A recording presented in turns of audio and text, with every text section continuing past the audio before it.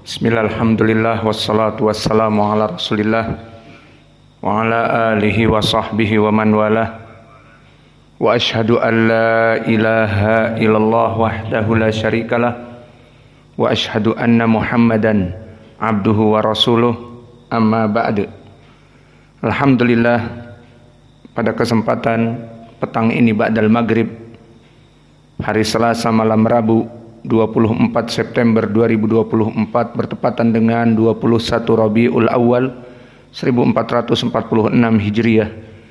Kita lanjutkan kajian di Fakultas Ilmi Tauhid dari Kitab Tauhid karya Asy-Syaikh Muhammad ibn Abdul Wahhab, yang mana pada kesempatan hari ini kita akan masuk kepada dua bab.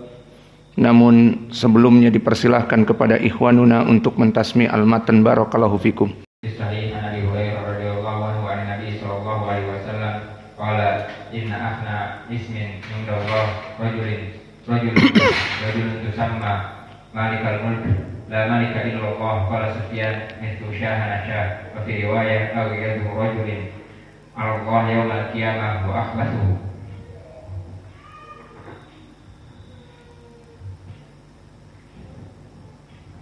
Bismillah, qala Malik rahimahullah ta'ala, babu at-tasami bi qawli qudwah wa nahwihi. Wa fi sahih Abi Hurairah radhiyallahu anhu an Nabi sallallahu alaihi wasallam qala inna akhna ismin Allahi rajulun tasamma malikal amlak la malika illallah qala Sufyan mithlu syahana syah wa fi riwayah aw yadu rajulin 'ala Allahi yawmal qiyamah wa akhbatuhu akhna'a ay aw dha'a.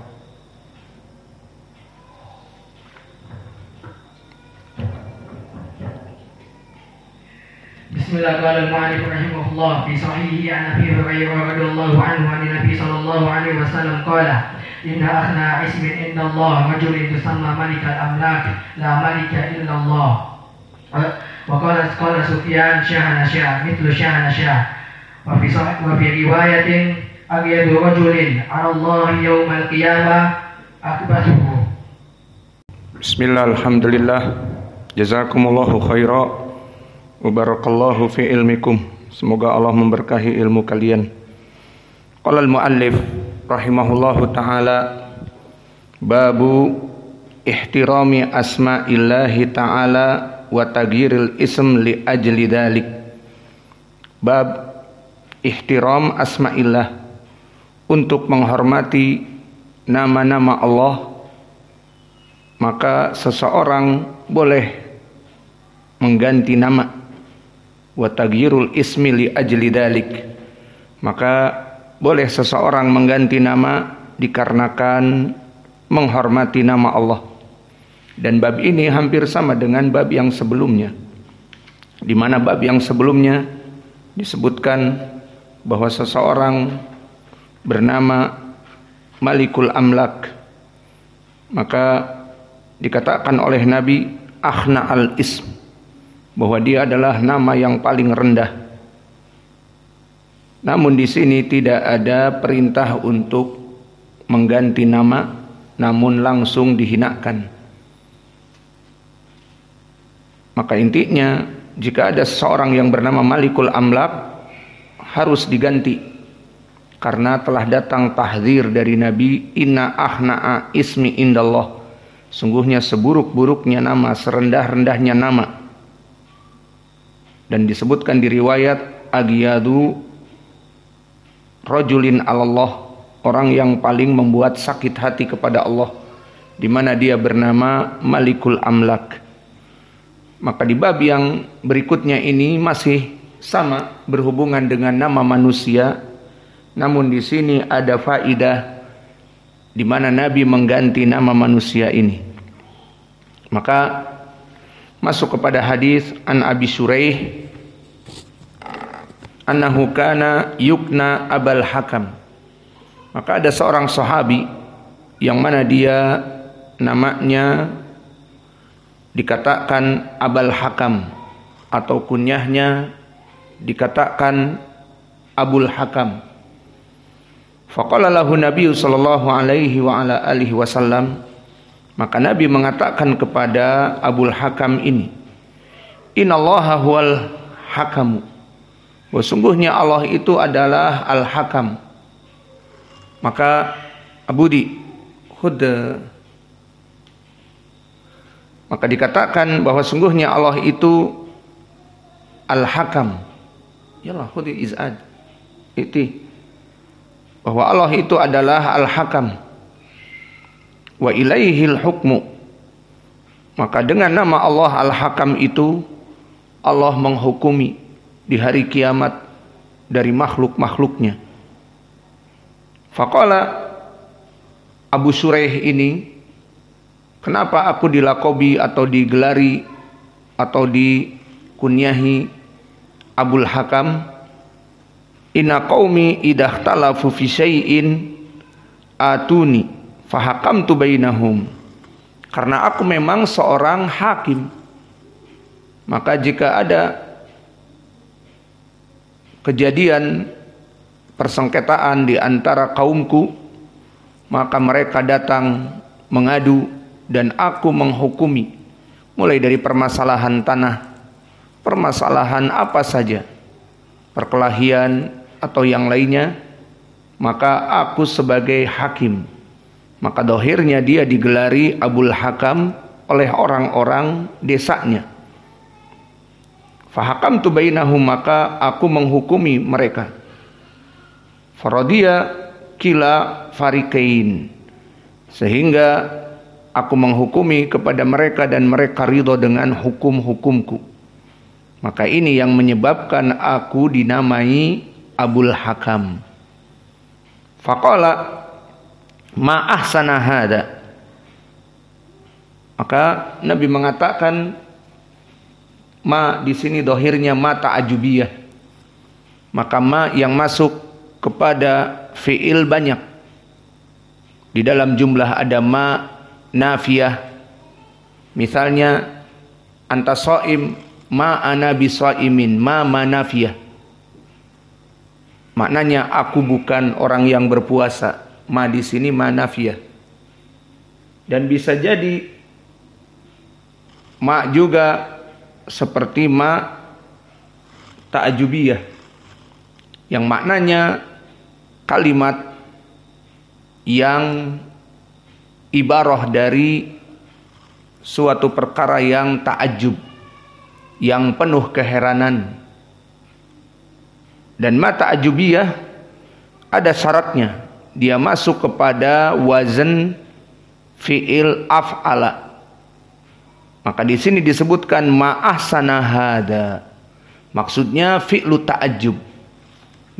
Maknanya bukan penafian, Nabi menafikan, tetapi ma ahsana hada, Nabi memberikan ibarah dengan ta'ajub. Oh begitu kalau orang Indonesia misalnya, ma ahsana hada, oh sangat baik sekali itu. Seperti itu ma ta'ajubiyah. Maka dalilnya seperti di dalam Al-Quran. Ma ta'ajubiyah di antaranya ma asbarahum 'alan nar. Di saat Allah berfirman kepada para penduduk api neraka.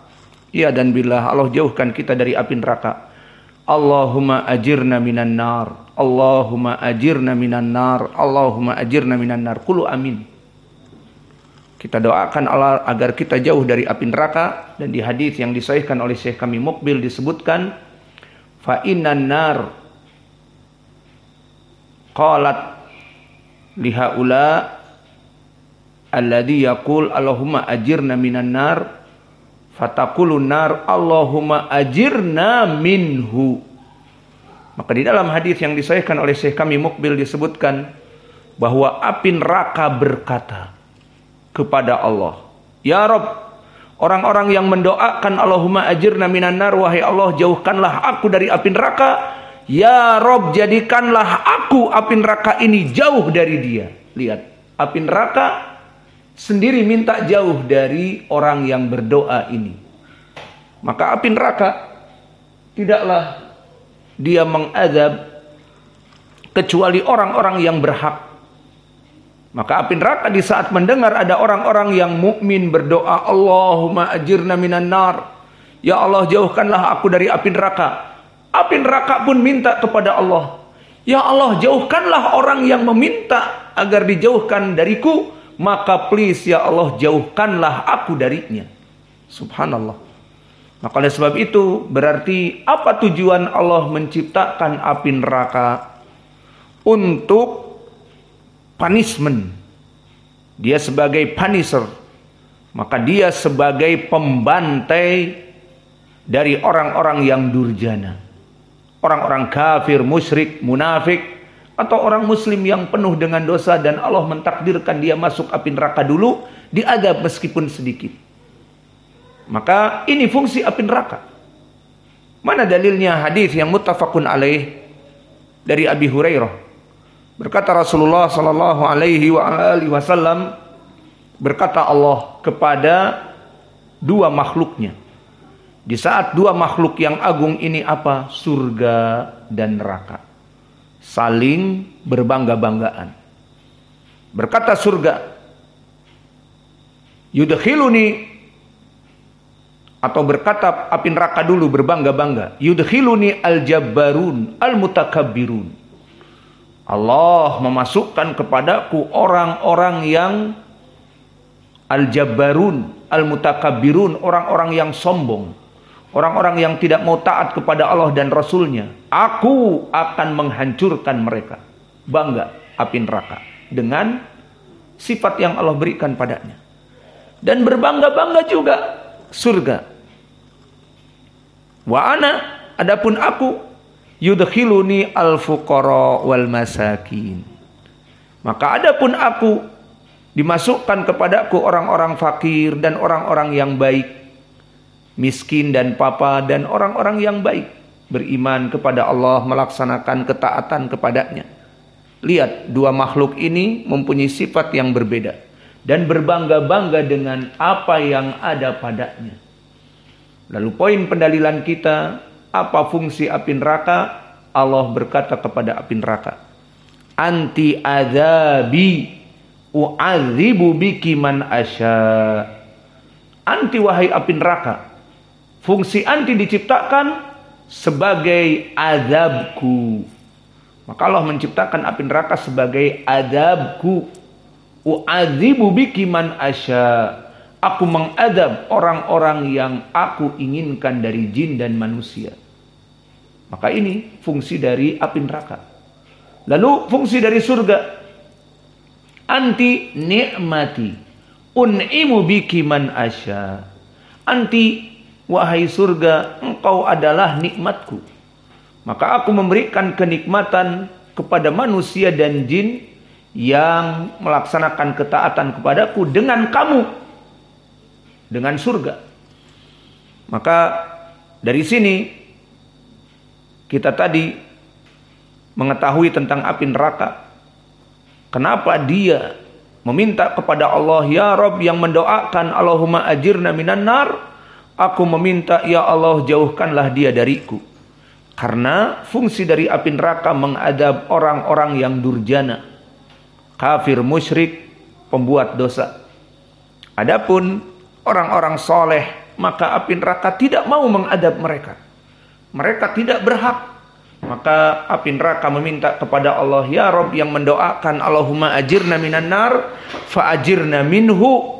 Maka jauhkanlah ya Allah aku dari orang-orang ini, karena mereka orang-orang yang soleh. Maka kembali kepada ma ta'ajubiyah, ma ahsana hada. Maka maknanya Nabi merasa ta'ajub. Penyebab dinamakan Abul Hakam dikarenakan kaumnya Abu Shuraih ini datang kepada Abu Shuraih meminta dihukumi. Si fulan telah mengambil tanahku, si fulan telah menghinaku, si fulan mengatakan aku demikian dan demikian di media sosial. Maka telah dibaca media sosial itu di status WhatsApp-nya mungkin 1000 orang. Maka namaku buruk, aku mengadu kepadamu atas orang ini, dan seterusnya. Dan perkara-perkara yang lain, maka dihukumi. Maka hukumnya demikian dan demikian. Maka keduanya ridho. orang-orang yang meminta hukum itu.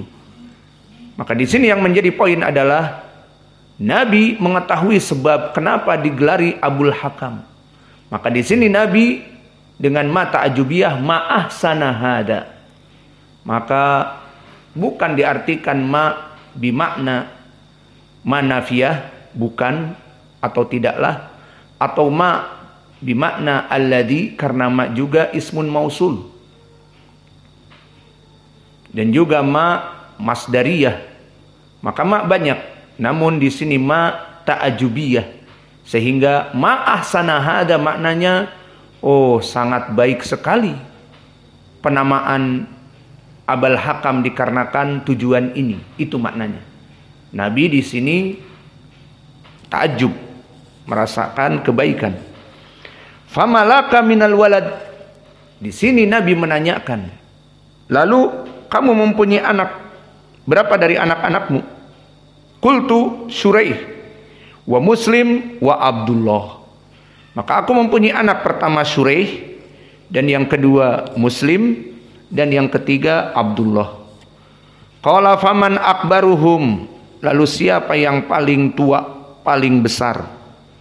Qultu Syuraih. Qala fa anta Abu Syuraih. Maka kalau begitu kamu mulai dari sekarang Abu Syuraih. Maka di dalam hadis ini, pertama hadis ini mahaluh. Hadis ini dikeluarkan Ashabus Sunan, dikeluarkan Imam Al-Bukhari di Adabil Mufrad, dan An-Nasa'i, dan Abu Daud juga, dan disebutkan oleh Syekh kami di Sahih Al-Musnad dan Jami'us Sahih mimma laysa fi sahihain, yang mana disebutkan sanadnya hasan. Maka hadis ini sahih. Lalu faedah dari hadis ini, pertama, Abu Syuraih, yang mana dia adalah seorang sahabi. Mana dalilnya dia berbicara dengan Nabi?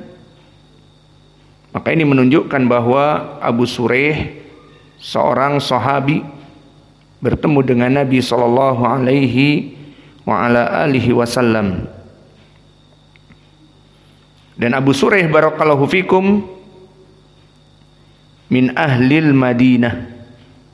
Maka dia dari penduduk Madinah. Dan Abu Syuraih Al-Adawi Al-Khuzai, dan dia hidup di Madinah, seorang sahabi, dan dia masuk sebelum Islam, masuk sebelum Fathu Makkah.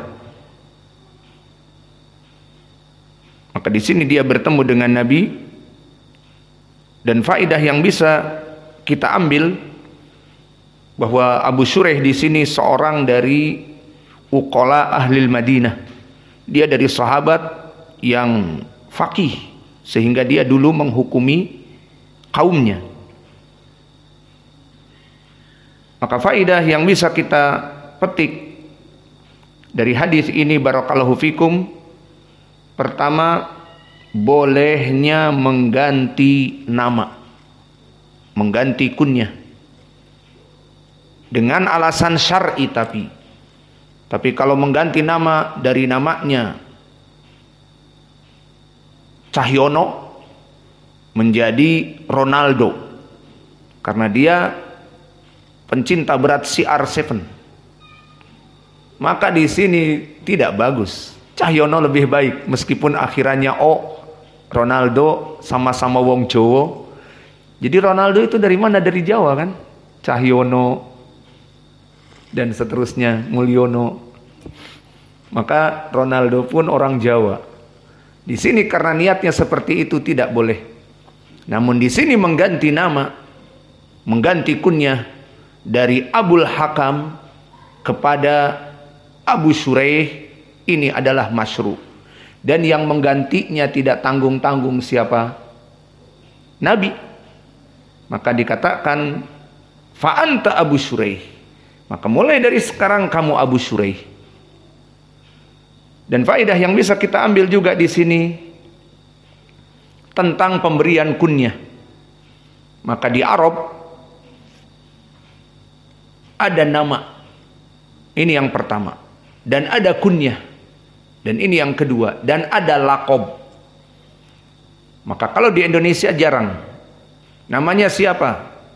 Namanya Cecep Gorbachev. Orang Sunda, lahir di Rusia.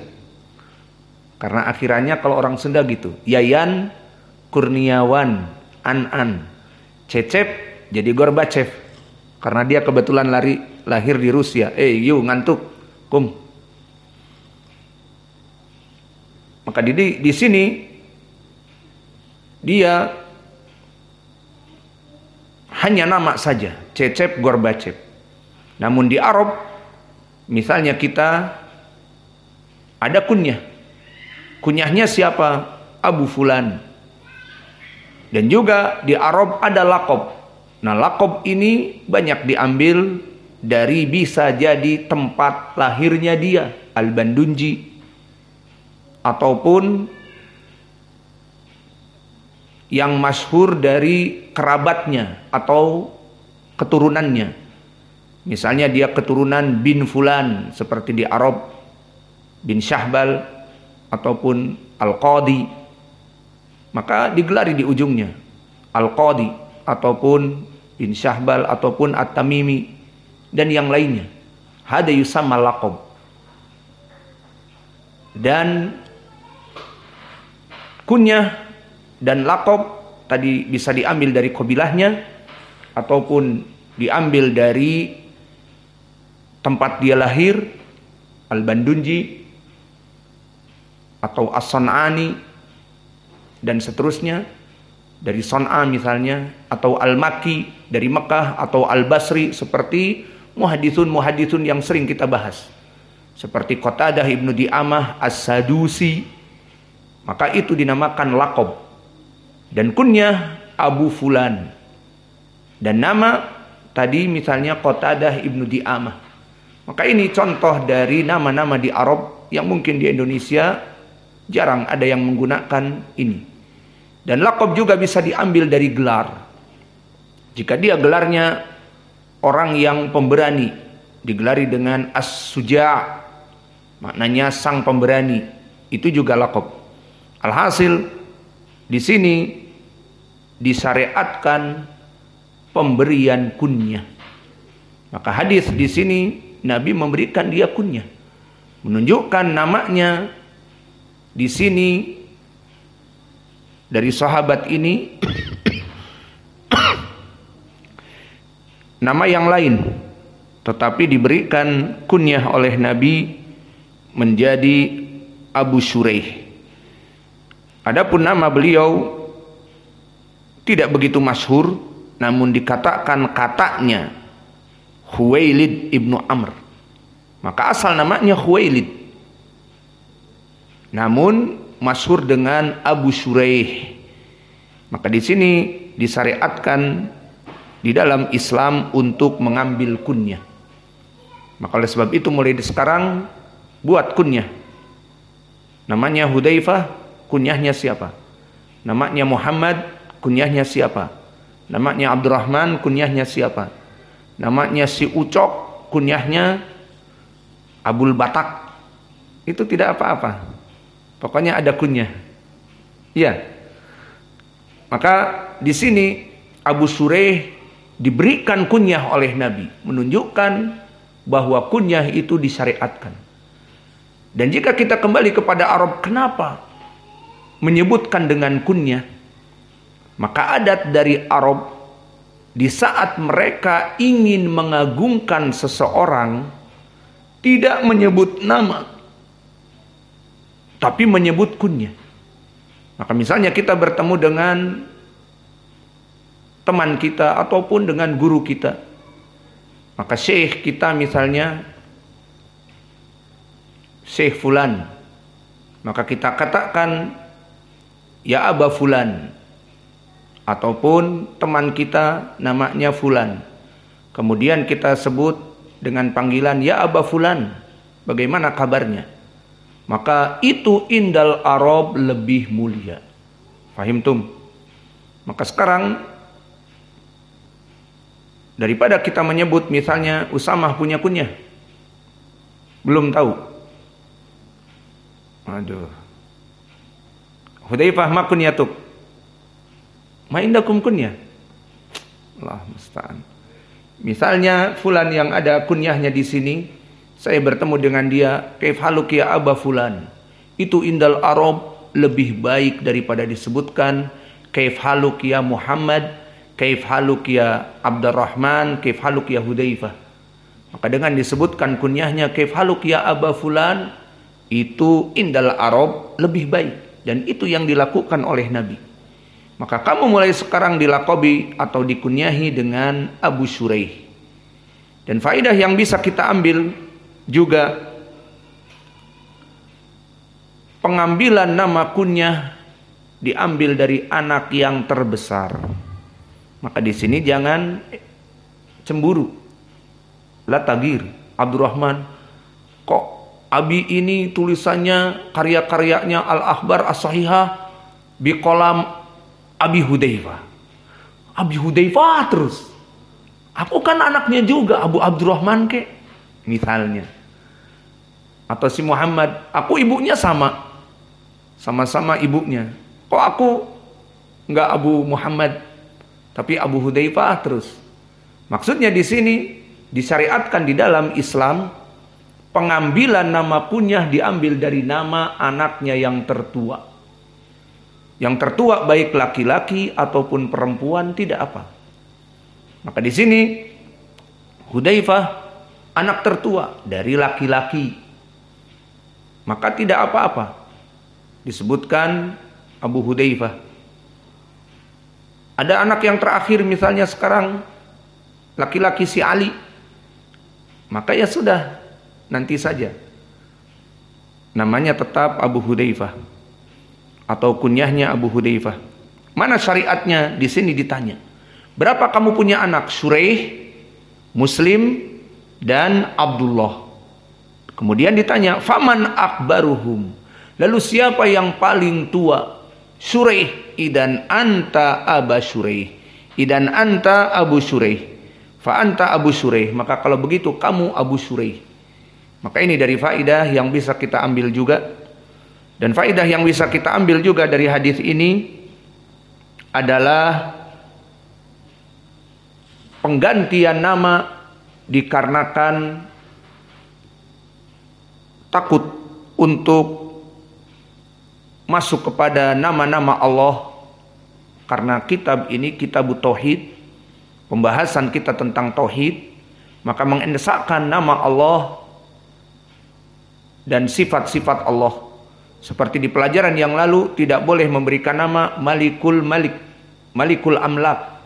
Tidak boleh, karena Allah dia Malik, Amlak, Allah yang maha memiliki segalanya. Maka kenapa ada hamba dinamakan pemilik dari segalanya? Tidak boleh. Dan begitupun di sini Abul Hakam, dan Allah menghakimi di hari kiamat kelak, maka tidak pantas. Maka boleh disyariatkan untuk ihtiram, memuliakan nama Allah dan sifatnya, maka diganti nama seseorang meskipun di sini dengan kalimat yang dia misalnya tidak menyetujuinya, namun harus. Dan faedah yang bisa kita ambil juga, bisa jadi seseorang dilakobi dan diberikan kunyah bukan oleh dirinya, namun karena menyelisihi syariah atau ditakutkan kepada syariah, maka boleh diganti. Seperti di sini dia mengkisahkan bahwa aku menghukumi kaum-kaumku, maka digelari dengan Abul Hakam bukan dari permintaan dirinya. Maka di sini boleh diganti meskipun dia tidak meniatkan memberikan nama untuk dirinya. Maka ini dari faedah yang bisa kita ambil dari hadis ini. Kesimpulannya, boleh mengganti nama untuk membuat kita ini lebih menajamkan tauhid kita. Kemudian kita masuk kepada bab yang seterusnya.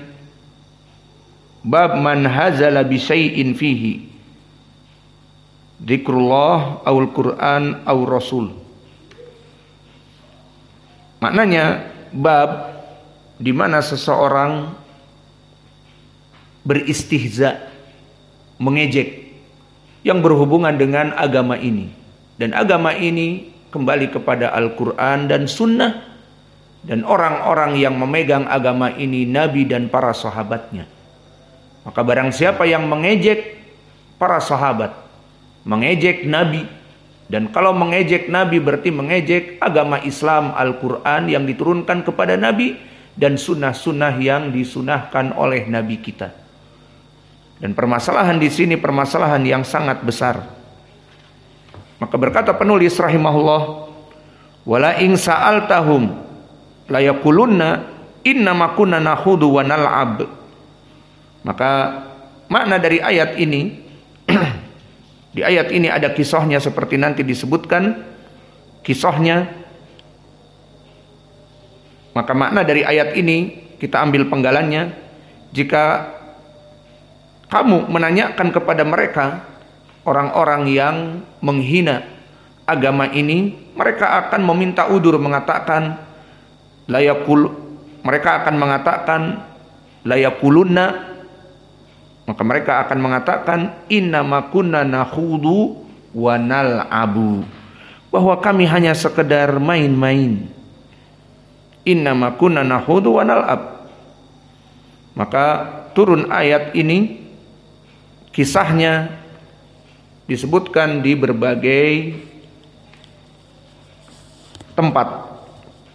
Yang pertama datang dari Ibnu Umar, disebutkan oleh penulis an Ibnu Umar wa Muhammad ibnu Ka'ab wa Zaid ibnu Aslam wa Qatadah. Maka datang dari 4 jalan tadi, dari Ibnu Umar, dari Muhammad ibnu Ka'ab yang diinginkan Al-Quradi dari Bani Quraidah dulu. Maka keduanya di sini sahabat.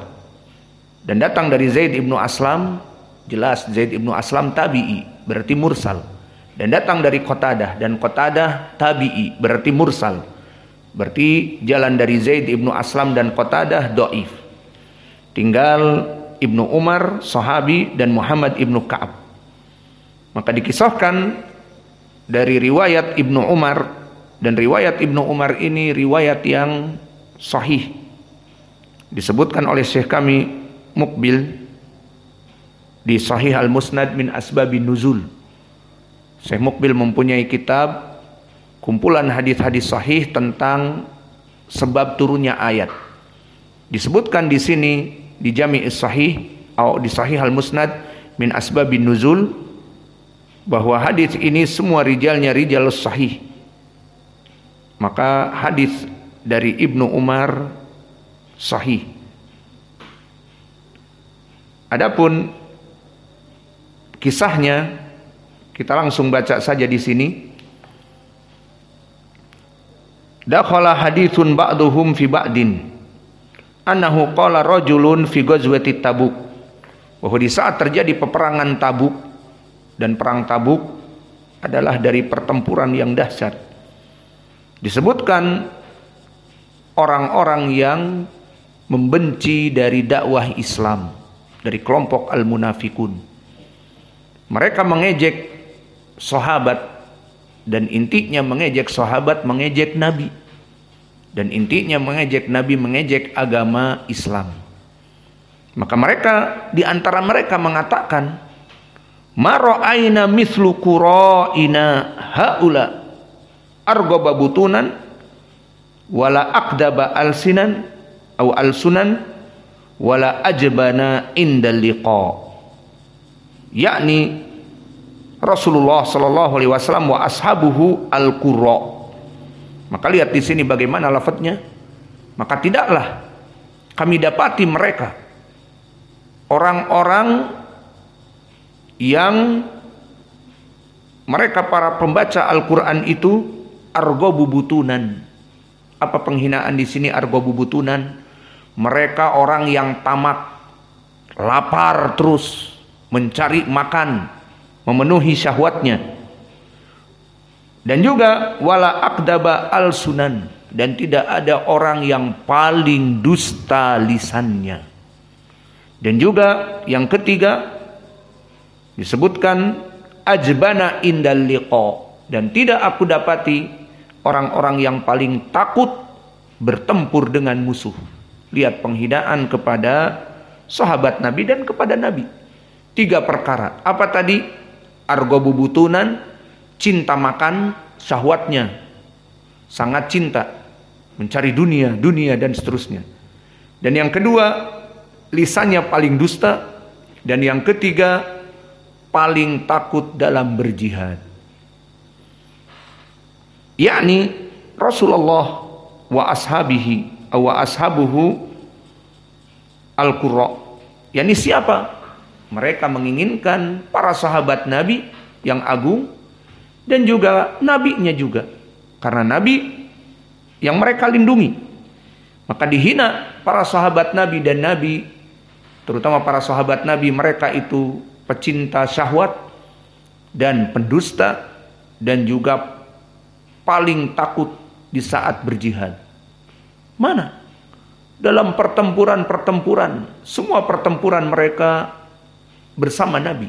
Tidak ada yang lari dari pertempuran. Kecuali seperti mereka yang sudah bertobat juga.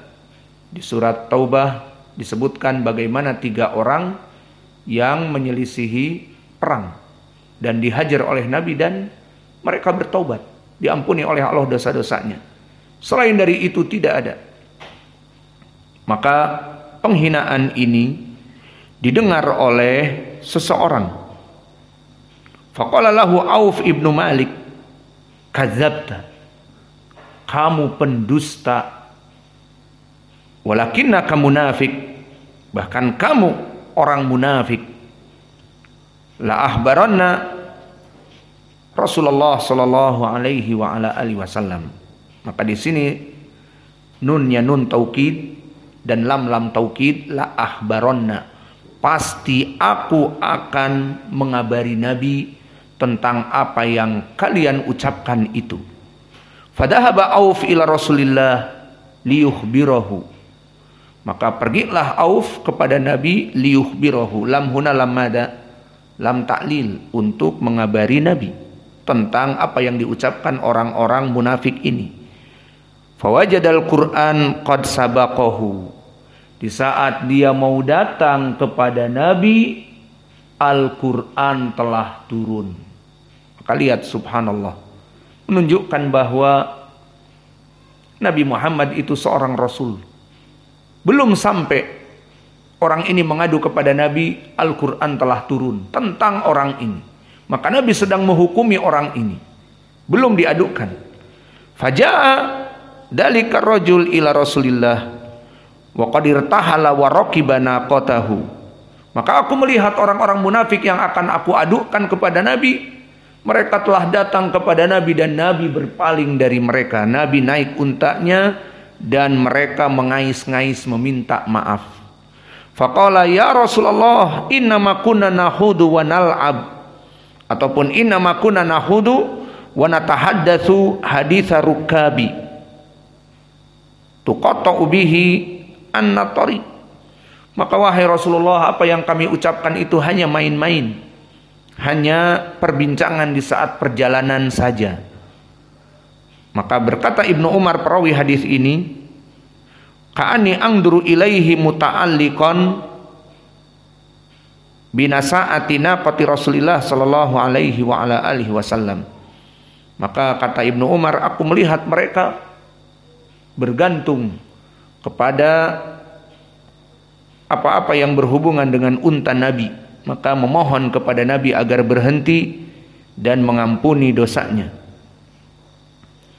Wa inal hijarah tankubu rijlaihi, dan batu-batu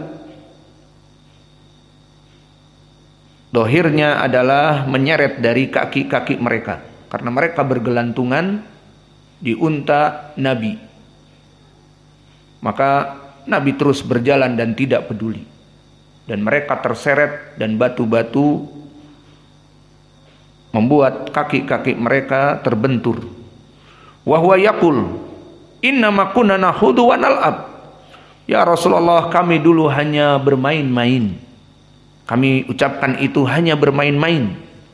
Hanya ucapan-ucapan yang tidak benar. Fayaqulu lahu, maka Nabi mengatakan kepada dia dengan ayat yang turun. Maka ini kisah asbabun nuzul. Maka dikatakan oleh Allah di dalam surat Taubah, silakan dilihat surat Taubahnya ayat ke-65 dan 66. Qul abillahi wa ayatihi wa rasulihi kuntum tastahzi'un. Maka dengan Allah dan dengan ayat-ayatnya Al-Quran dan dengan Rasulullah utusan Allah kalian bermain-main. Maka tadi udurnya innama kunna nahudu wa nal'ab, kami hanya main-main. Nah dijawab, maka dengan Al-Quran dan Allah dan Rasulnya kalian bermain-main, la ta'tadiru, tidak ada udzur bagi kalian, qad kafartum ba'da imanikum, telah keluar dari keislaman kalian, dari keimanan kalian. Maka hadis ini barakallahu fikum datang dari Ibnu Umar, disebutkan oleh Syekh kami Muqbil di Asbabun Nuzul dengan sanad yang sahih, dan masih ada jalan-jalan yang lain seperti disebutkan tadi dari Muhammad ibnu Ka'ab Al-Quradi dari Bani Quraidah. Maka jalan dari Muhammad ibnu Ka'ab Al-Quradi dhaif, ada Abu Ma'syar dan dia Najih ibni Abdurrahman As-Sindi, dan juga diriwayatkan dari Zaid ibnu Aslam, dan juga diriwayatkan oleh Qatadah. Dan Zaid ibnu Aslam dia seorang mufassir namun tabi'i, maka di sini mursal. Dan Qatadah pun seorang tabi'i, tidak bertemu dengan Nabi. Maka bagaimana dia mengkisahkan tentang perang Tabuk, padahal Qatadah tidak pernah bertemu dengan para sahabat ini dan tidak pernah bertemu dengan Nabi. Maka dua periwayatan Zaid ibnu Aslam dan Qatadah mursal.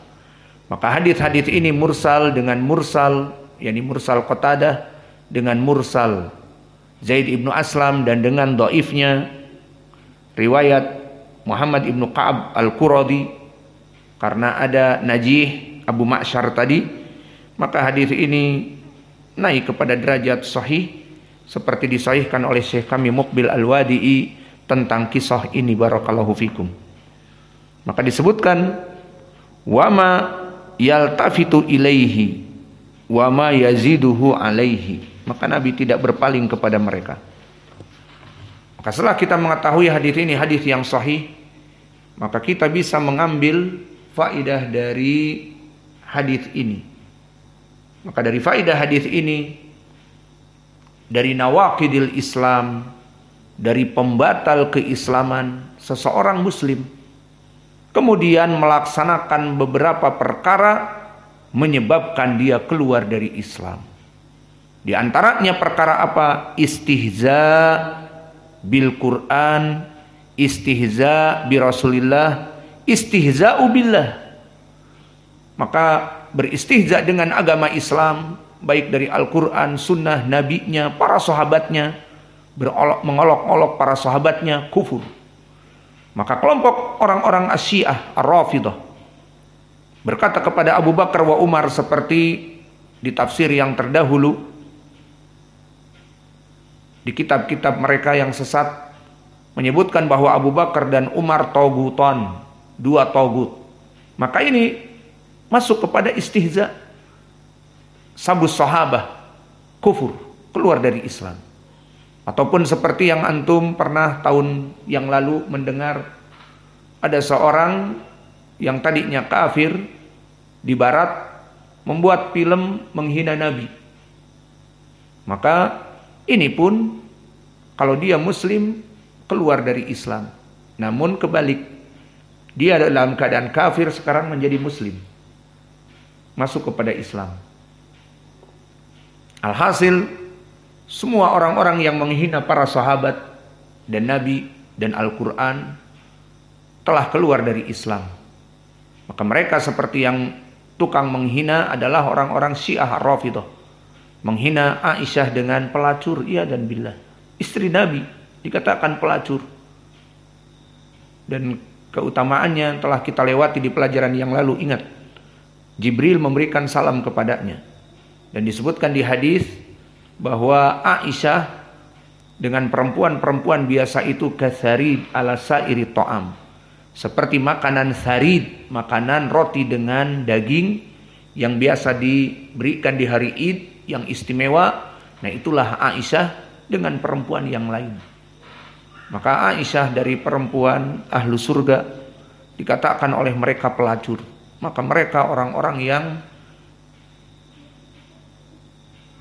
sabbas sahabah, pencela para sahabat, maka mereka kufur. Orang-orang yang mencela Abu Hurairah, Umar dan Abi Bakar dan Aisyah radhiyallahu anhum, maka kufur. Dan mereka juga memfatwakan mencela Abi Hurairah. Apa dosanya Abu Hurairah? Masuk kepada kisah apa? Kalau Abu Bakar dan Umar, mereka bilang merampok hak Ali yang harusnya khalifah yang pertama, dirampok oleh Abu Bakar, kemudian diambil oleh Umar. Jadi ada hubungannya. Lalu Aisyah, iya dan billah, kisatul ifik. Di hadis yang Allah telah menurunkan Al-Quran dan Allah telah berlepas diri dari perbuatan orang-orang ahlul ifik, dari perbuatan mereka yang menghina Aisyah. Selesai. Maka tidak ada lagi yang menghina Aisyah kecuali kafir. Ini hubungannya ada. Lalu pertanyaan yang besar, lalu apa hubungannya, apa dosanya Abu Hurairah? Maka fatwa-fatwa dari mereka, celaklah sabbu Abu Hurairah walau kana wa in kunta wahdak. Maka jika kamu dalam keadaan sendirian, tidak ada orang, dan kamu bukan di negeri Iran misalnya, di Indonesia, orang akan marah. Maka celaklah Abu Hurairah dalam keadaan sendiri. Seperti itu ajaran mereka. Mencela sahabat meskipun dalam keadaan sendirian, tidak ada orang, cela Abu Hurairah.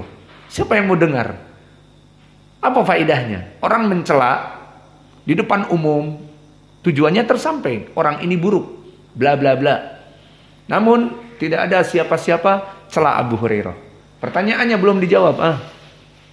Kenapa Abu Hurairah? Kenapa dihinakan Abu Hurairah? Tidak ada yang bisa jawab. Allahul musta'an. Ali, hendaknya Ali. Maka jawabannya, Abu Hurairah penghafal hadis paling banyak. 5.740 hadis dihafal oleh Abu Hurairah. Jika dicela Abu Hurairah, maka akan cacat namanya, diburukkan namanya, berarti hadis-hadisnya akan buruk. Maka hadis-hadisnya akan dibuang. Seperti antum sekarang mencela fulan, iya dan billah dari dai, bahwa si fulan maling uang dakwah, si fulan bla bla bla, si fulan demikian dan demikian. Maka apa tujuannya? Menjauhkan manusia dari dakwahnya, agar manusia menjauhinya, agar manusia tidak belajar dengannya. Dan begitu pun Abu Hurairah dicela. Kenapa? Agar hadis-hadis yang banyak yang menjadi sumber kaum muslimin mengambil pendalilan baik di ilmu akidah ataupun fikih, mengambil hadis-hadis Abi Hurairah. Maka dengan menyebutkan keburukan Abi Hurairah, disampaikan kepada sebagian kaum muslimin, dibuat hadis-hadis palsu tentang Abi Hurairah. Maka kaum muslimin yang membaca tulisan-tulisan mereka, mereka tidak menyebutnya ini dari Syiah. Yang jelas riwayatnya tidak jelas, tidak ada sanad bahwa Abu Hurairah demikian dan demikian. Maka orang akan meragukannya dan melempar hadis-hadisnya. Maka ini dari faidah tentang hadis yang kita baca ini. Dan juga dari faidah bahwa dari hukum murtad, mereka orang-orang yang tadinya muslim kemudian mencela Islam.